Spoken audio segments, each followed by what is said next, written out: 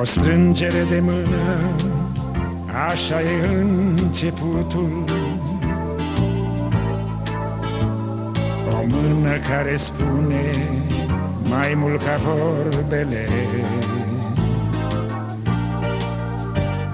Ea tremură, sfioasă și își cere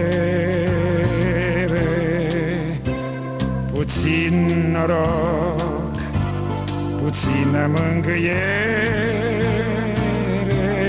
dar cu o strângere de mână începe și sfârșitul. Atunci când ne teamă să spunem ce gândim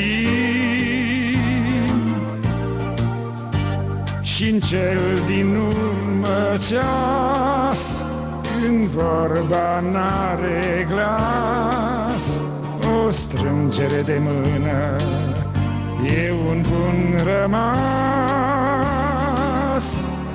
O strângere de mână e un bun rămas.